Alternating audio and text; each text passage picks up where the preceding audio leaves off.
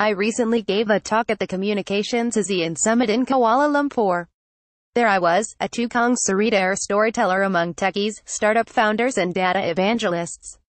The message of the multiple speakers was loud and clear: goodbye subjectivity. The 21st century is the age of big data, i.e. the ability to process huge datasets, quintillions of bytes of information. But is it really? Last year, at the height of U.S. elections, I was in Houston, Texas, spending some time with the Vidanas, two Mexican-American brothers living in the suburbs of the oil-rich city. The two gun-loving conservatives were staunch Donald Trump supporters despite their Latino heritage. This was puzzling to me. The orange one had threatened to build a wall and kick out people like them, but after spending a few days with them, hanging around local taquerias, taco joints, marveling at their little gun shop, speaking to their parents and cousins and grandparents and so on, I got a sense of why they might look up to Trump. Sitting in their backyard, where a drug dealer had left bullet holes in their fence, I could feel their frustration with the status quo, their desperation for change that no survey asking to rate their disappointment on a scale from 1 to 10 could really capture. On polling day, the New York Times posted a prediction that there was an 85% chance for a Clinton victory. After weeks of speaking face-to-face with ordinary people from different walks of life all over the United States, I wasn't so sure.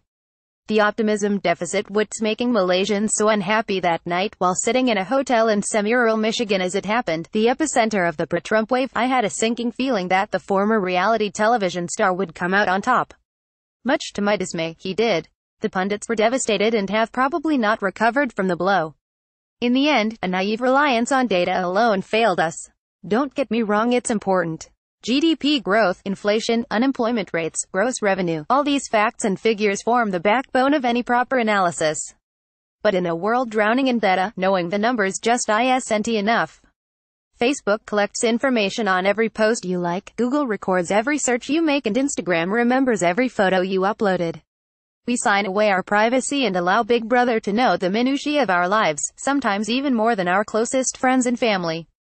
This deluge of data has brought customized conveniences such as Apple Siri, but at what cost? One bullet, two bodies. A Rohingya's escape. Recently, it was revealed that there was a massive leak of 46 million mobile users' information in Malaysia, exposing home addresses, national identity card numbers, and in some cases, medical records.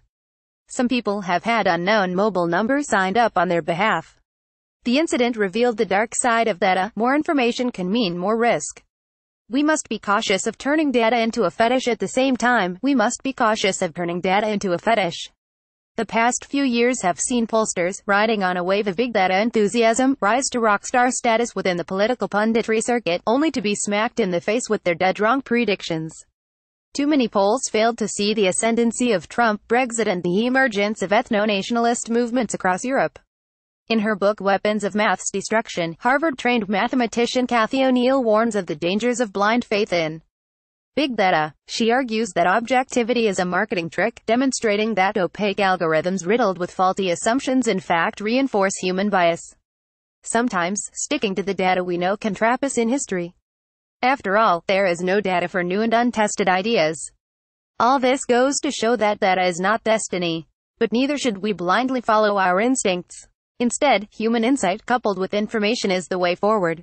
We need to be data-informed, not data-driven. There is a difference. In September, a survey by Research Institute Social Weather Stations SWS reported a 15-point drop in Philippine President Rodrigo Duterte's trust ratings. Opposition groups and the media were quick to jump on the bandwagon, heralding the end of the controversial leader's honeymoon. I flew to the Philippines and interviewed several Duterte supporters to see what had driven the change. One of them was Manuel Esabad, a 49-year-old sales manager living in Metro Manila. He acknowledged concerns about the casualties of the drug war, but ultimately remained firm on his support for the president. Duterte has brought tangible results, and my life has improved in very important ways since he took office. People can feel that. Days after the SWS survey, another study by rival firm Pulse Asia showed only a 1% drop in the president's trust ratings, within the margin of error. In the face of conflicting data, there is no substitute for being on the ground.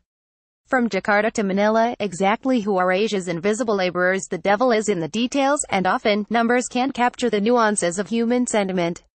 On surveys, voters are loath to reveal their inner conflict, and try to boil down complex feelings into simple dichotomies: yes or no. The space between yes and no is where kings are made. At the end of the day, data is like the words of any work of literature, you need to interpret them. As much as the scientists among us wish for a world without biases, we are still human, and that means unpredictability. And while sometimes I may grumble at the irrationality, the contradictions and the chaos that is human nature, at the end of the day, I wouldn't change a thing. Southeast Asia, and human beings, are all the more fascinating for it.